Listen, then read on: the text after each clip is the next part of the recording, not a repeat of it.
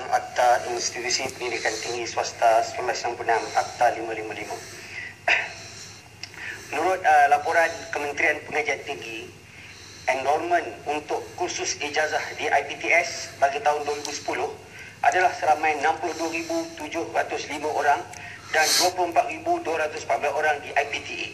Jumlah keseluruhan enrolment pelajar asing pada tahun 2010 di negara ini adalah seramai 86,919 orang. Kementerian telah memperkasakan pelbagai usaha untuk menguatkan lagi promosi Malaysia sebagai tempat pilihan pelajar antarabangsa, meneruskan pelajaran dengan mensasarkan 150,000 orang pelajar antarabangsa menyambung pelajaran mereka di Malaysia pada tahun 2015. Sebenarnya kehadiran IPTA dan IPTS ini ada perbandingan dan kebaikannya. Kita lihat pada suasana yang ada sekarang ni, pelajar-pelajar yang keluar daripada sekolah menengah hari ini berebut-rebut untuk masuk ke IPTA dengan kelaikan yang ada, dengan bilangan yang begitu banyak. Hari ini saya lihat contohnya di kawasan saya, yang datang borang untuk meminta surat sokongan begitu ramai sekali. Mungkin IPTA memerlukan 10-15 ribu orang, tetapi yang minta mungkin 100-200 ribu orang.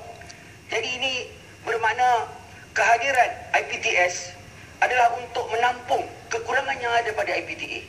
Dan juga apabila pelajar-pelajar kita dapat belajar di negara ini, akan menjimatkan wang, mengurangkan aliran wang keluar daripada negara.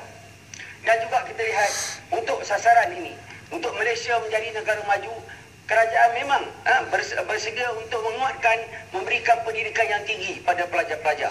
Jadi oleh itu kehadiran IPTS pada dasarnya adalah sangat baik untuk membantu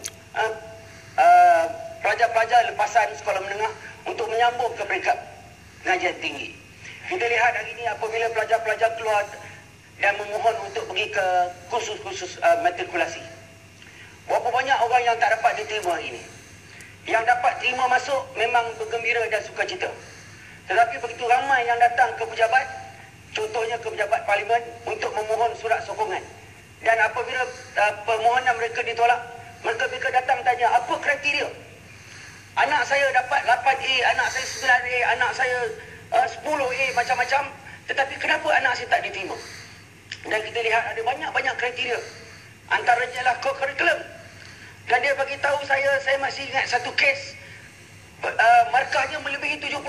Dan dia kata 75% markah yang baik. Tetapi ada beribu-ribu orang yang markahnya 90%.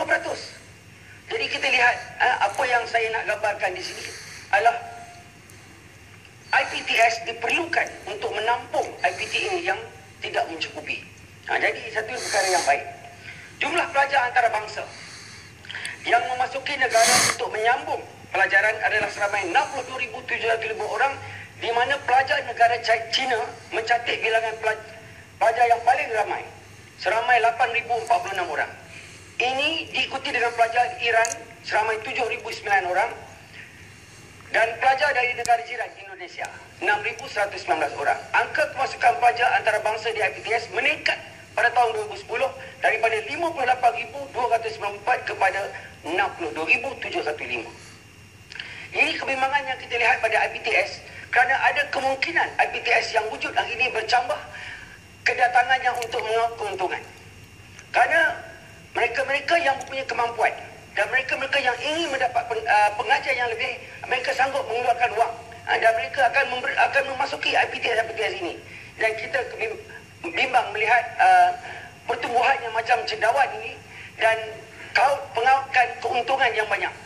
Maka kemungkinan ada IPTS yang tidak mempedulikan standard atau kualiti pelajar-pelajar yang akan dihasilkan. Kerana pada mereka ialah teaching and producing, dengan izin Pak Sri Yang Di-Pertua. Seperkara lagi adalah berkenaan dengan penyalahgunaan visa pelajar ataupun permit pelajar. Kebimbangan yang wujud sekarang ni ialah pelajar-pelajar yang datang dari luar negara. Pelajar-pelajar telah menyalahgunakan permit pelajaran. Ada yang datang sebenarnya menyamar untuk melakukan jenayah. Ada yang juga datang menyamar sebenarnya dia pelacur. Ada yang datang menyamar kerana dia nak cari kerja dan dia sanggup tinggal lama di negara ini. Jadi ini akan mencipta masalah-masalah sosial. Apakah kerajaan bercadang untuk menyemak semula kriteria dan syarat minimal pelajar-pelajar antarabangsa untuk belajar di IPTS, terutama dalam aspek penguasaan bahasa Inggeris di kalangan pelajar asing? Adakah syarat atau tempoh maksimal untuk pelajar-pelajar asing berada di negara ini kerana terdapat individu yang tidak bertanggungjawab mengambil kesempatan untuk tinggal di Malaysia ini pada satu tempoh yang lama? Tan Sri Yang di-Pertua, seperkara lagi yang boleh menggugat keadaan kita ialah tenaga pengajar. IPTS hari ini menurut statistik Kementerian Pengajian tinggi pada tahun 2010, 50% dari staf akademik IPTS hanya mempunyai kelulusan ijazah sarjana muda dan ke bawah. Nisbah pelajar IPTS kepada staf akademik berkelulusan PhD pula adalah 221 bersamaan dengan 1, ataupun 221 pelajar kepada seorang PhD. Bagi nisbah fakulti berkelulusan sarjana dan ke atas kepada pelajar pula kadarnya adalah 21 bersamaan 1.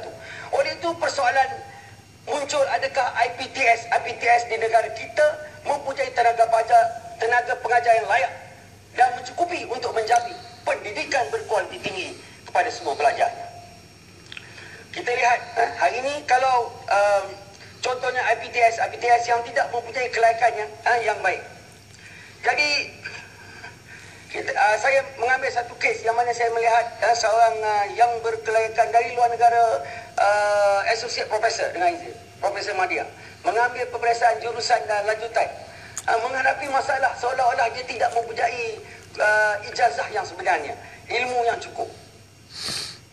Dan juga IPTS ini akan menggunakan sepenuhnya bahasa Inggeris.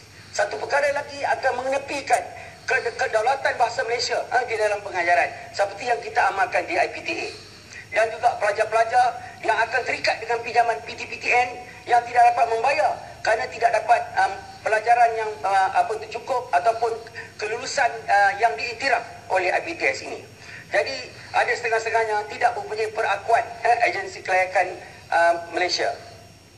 IPTS lebih cenderung untuk menjadi teaching hospital, sedangkan hari ini kita menggalakkan supaya wujudnya research university.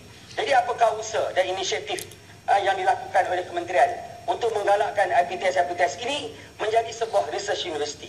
Saya mencadangkan collaboration umpamanya. Sebab apa? Kedua-dua IPTA dan IPTS sebenarnya mempunyai aspirasi yang sama. Sebenarnya untuk memberikan pendidikan, untuk mengeluarkan mereka yang berijazah berkelayakan. Jadi satu cadangan yang saya ingin utamakan di sini, apa kata kalau ada collaboration, kalau ada pakatan, kalau ada joint venture untuk research umpamanya, untuk meningkatkan tahap pelajaran di kalangan anak-anak di sini. Tan Sri Yang di-Pertua, IPTS juga yang mengendalikan kolej perubatan, separa perubatan, sains kesihatan dan sebagainya wujud dengan begitu banyak dan popular. Dan kursus-kursus ini adalah bidang yang kritikal dan melibatkan nyawa manusia. Dan bagaimana kolej-kolej ini dapat memberikan yang terbaik untuk pelajar-pelajar di Malaysia ini. Siapakah tenaga pengajarnya? Bagaimanakah modul dan bentuk pengajaran dan pembelajarannya? Bagaimanakah kualiti graduan yang dilahirkan? Saya ingin mengambil contoh tentang fakulti perubatan umpamanya. Ini kita lihat hari ini lambakan pelajar-pelajar perubatan. Sedang begitu ada banyak pelajar-pelajar yang mengambil jurusan perubatan di dalam negara dan banyak lagi yang akan pulang dari luar negara. Bagi anak-anak yang melalui kursus matrikulasi, kita tanya hari ini, bila keluar nak jadi apa? Nak jadi doktor. Nak jadi doktor. Saya rasa kalau nak jadi doktor ni, bukan saja 10A ataupun semua A yang penting. Tetapi apa yang penting adalah diri itu sendiri. Kalau seseorang tu dapat semua A, tetapi tengok darah pengsan, boleh jadi doktor? Saya nak tanya sahabat saya, Kuala Kedah ada? Mana Kuala Kedah? Kuala Kedah ni dia kecil, dia tak nampak. Kawan ya. Betul tak Kuala Kedah? Dia kawan lama. Okey. Tapi satu lagi saya nak tambah ialah selain dari perubatan, kita sebut juga nursing. Kelompok banyak. Sabar Kuala Kedah. Saya akan sampai sebentar lagi. Terima kasih. Kuala Kedah. Terima kasih. Ni kawan. Mana lagi kawan saya? Sik. Setuju tak saya kata? Dapat 10A, semua A, tengok darah pensan, boleh jadi doktor. Kopeng. Itu misi pun tak boleh jadi. Misi pun tak boleh jadi, tengok. Kopeng pun. Kopeng minta laluan. Ini Tan Sri yang betul. Ini semua doktor-doktor. Khusus perubatan tu. Boleh saya tambah sikit? Ya. Minta laluan. Silakan.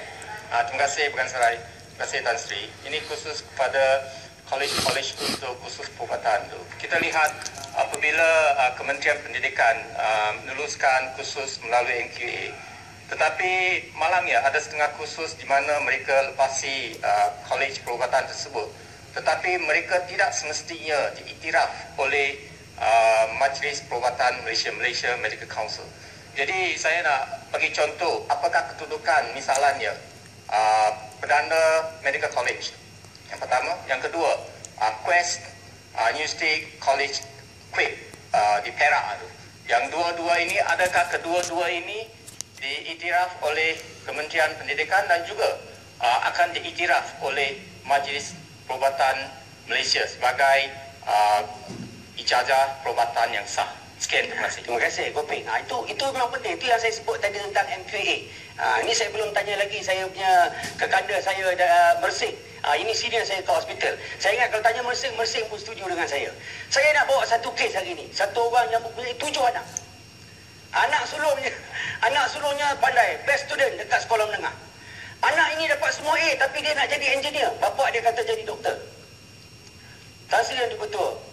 Pelajar yang begitu pandai yang sepatut ambil engineering ini telah mengambil perubatan kerana ayah dia semua jadi doktor. Sepatutnya ayah dia yang jadi doktor. Dan dia apa jadi? Sampai tahun 3 dia tidak dapat kontrol diri dia dan dia jadi tidak sihat. Jadi akhirnya dia gagal dalam peperiksaan dia. Hari ini pelajar-pelajar perubatan tidak cukup pendedahan ilmu. Kalau kita lihatlah, sebab saya sendiri sebagai seorang doktor, 30 tahun dulu saya belajar di universiti, apabila keluar, kami dah boleh buat macam-macam. Tetapi hari ini saya lihat pelajar-pelajar perubatan, sama ada dalam negeri atau luar negeri, mereka keluar seolah-olah mereka takut, tak tahu apa nak buat. Jadi ilmu tak cukup ke? Pengalaman tak cukup ke? Training tak cukup ke? Ataupun tenaga pengajar yang tak betul hari ini. Tenaga pengajar yang tak cukup standard di hari ini. Hari ini kita dapat lihat, Tan Sri dia betul. Keadaan ini yang berlaku. Kalau kita pergi ke hospital, training hospital atau hospital besar di Malaysia hari ini, kita lihat pesakit tak ramai, pelajar ramai. Kita lihat pesakit tak ramai sangat, tetapi lebih ramai doktor-doktor pelatih. Sebab hari ini kita sudah kekurangan hospital, training hospital.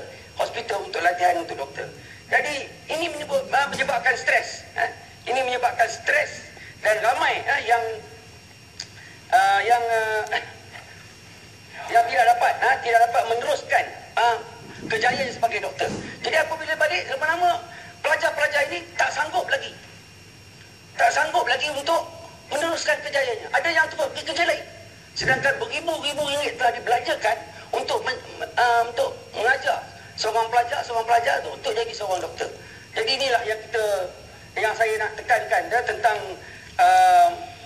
tentang perkara kedoktoran ini. Seperkara lagi yang seperti dinyatakan tadi oleh Kuala Kedah ialah tentang kejururawatan. Ini pun melawak. Dulu Tan Sri betul, saya buka klinik. Di klinik saya 30 tahun dulu, 20 tahun dulu, yang masuk, yang bekerja membantu saya adalah pelajar-pelajar lepasan SPM yang tak pas. Tetapi hari ini yang bekerja di klinik saya adalah pelajar-pelajar diploma kejururawatan. Saya beritahu gaji tak banyak pun tak apa. Saya dah 1 tahun duduk di rumah menganggur. Ada diploma tak ada kerja. Difahamkan 61 buah IPTS telah diberi izin oleh Kementerian Pengajian Tinggi untuk mengadakan kursus kejururawatan. Dan lebih daripada 41,000 penuntut kejururawatan yang sedang belajar dalam IPTS ini. Pada tahun 2010, 7,665 graduan kejururawatan dari IPTS telah mengambil peperiksaan lembaga jururawat. Hanya 70% daripada bilangan ini yang lulus peperiksaan. Tersebut berbanding kelulusan setinggi 98% di kalangan calon kejururawatan yang belajar di Kementerian Kesihatan. Jadi ini jelas menunjukkan kualiti pendidikan di beberapa kolej kejururawatan swasta tidak memuaskan. Dan hanya 42.7% dari pelajar kejururawatan yang graduate pada 2010 berjaya mendapat kerja di hospital. Jadi itu kita lihat hari ini lambakan pelajar-pelajar, lambakan graduan-graduan perubatan dan juga kejururawatan yang akan datang akan menjadi masalah pada negara ini. Tan Sri yang betul. Saya pun kadang-kadang terfikir, sebab apa jadi macam ni? Adakah kerana lambakan IPTS yang menyediakan kursus perubatan diluluskan? Ataupun adakah kerana standard ataupun kelayakan penerimaan pelajar untuk menjadi doktor tu terlampau rendah? Ataupun kalau doktor dah ramai, jangan ambil lagi dah pelajar-pelajar baru. Kita maintain saja yang ada. Saya dipahamkan yang akan datang ni 4,000, 5,000 graduan-graduan baru yang akan datang. Maka berlambaklah doktor-doktor yang tak ada kerja satu hari lagi di Malaysia nanti. Tan Sri Yang di-Pertua, terima kasih Bagan Serai. Mohon berjalan sikit. Rajan. Tan Sri, siapa? Terima kasih. Masyarakat bekerja. Saya dapatkan Ketua Raja. Terima kasih Tan Sri Yang di-Pertua.